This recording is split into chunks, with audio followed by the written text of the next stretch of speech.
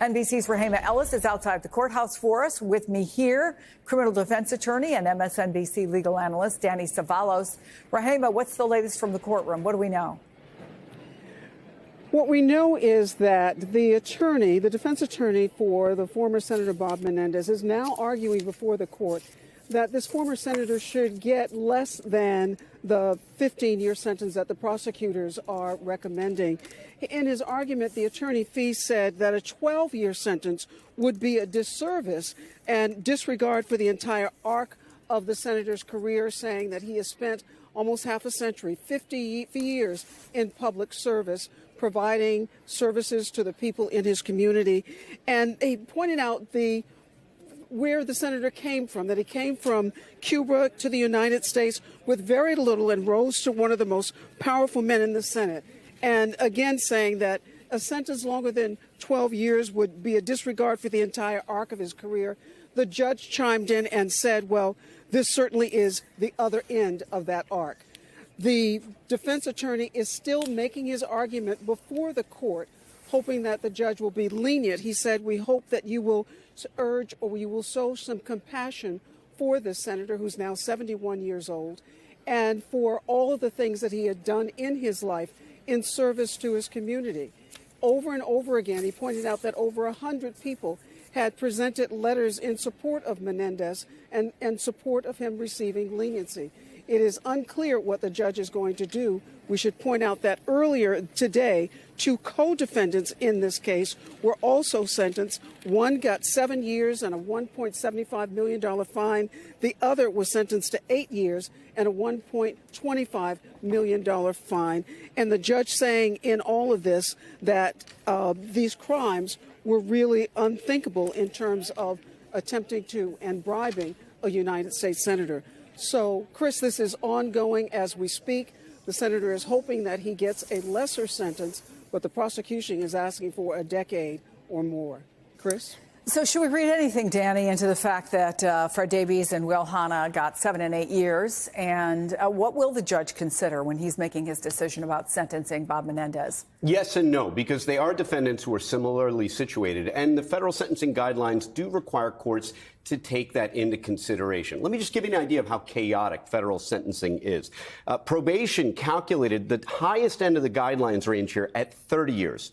Prosecutors are asking for 15 years. The defense says, hey, you miscalculated. It's not a max of 30 years. It's 2.5 years. So obviously, there's a lot of disagreement on how to apply the sentencing guidelines. Menendez's team says, hey, all that was proven was that I took a bribe. The jury didn't find the actual dollar amount of the bribe, and the dollar amount, $800,000+, is the kind of thing that puts federal sentencing guidelines into the stratosphere. I said this back when this case was indicted. If convicted, he was facing real problems simply because of the dollar amounts involved. If you're a federal criminal defendant, even if you haven't used a gun, a drug, or punched anyone or done anything violent, if the dollar amounts of what the government considers loss are in the stratosphere, so too are your sentencing guidelines. But Menendez has a chance because his co-defendants are getting along the order of about 8 years. That's not what Menendez wants. He wants 2.5.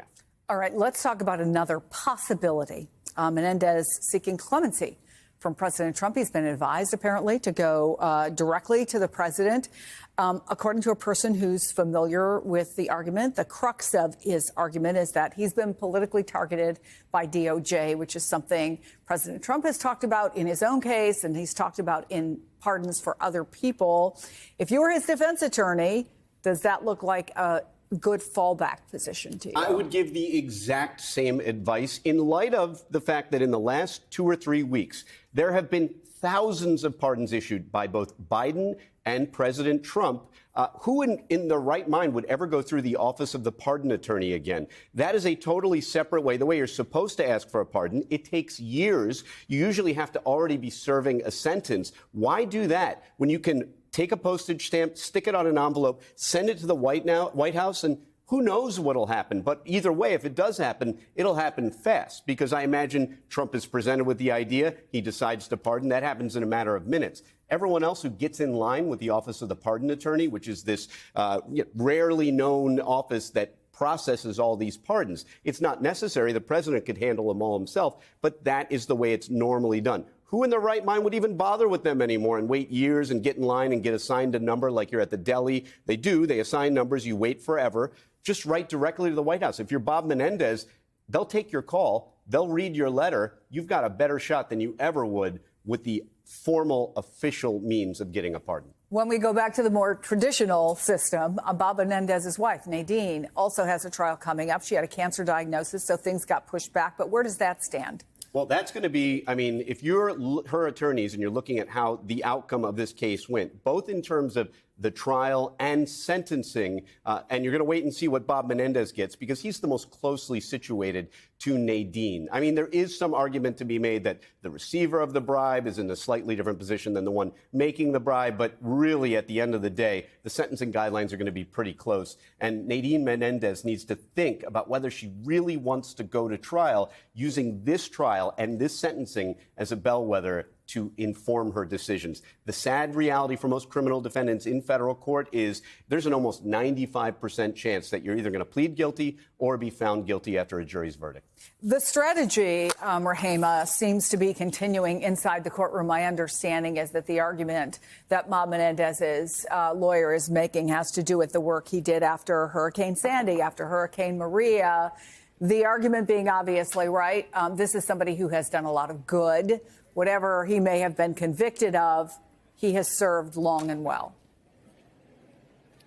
Absolutely. In fact, they've been reading letters from people in support of Menendez requesting leniency for this man who seemed to show tremendous support, according to those who have submitted letters, 100 letters or so, according to the defense attorney for Menendez.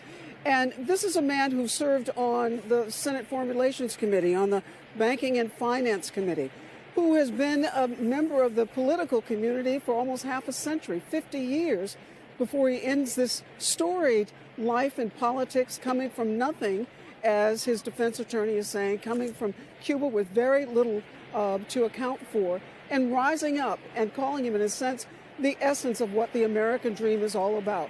For that to end this way, with him resigning from his position, now being convicted of this bribery charge, these federal bribery charges, some 16 federal corruption charges, they're saying it does not dismiss all of the good he did in all of the other years of his life. And that's what they're hoping the judge will pay attention to when it's time for him to issue the sentence. Chris?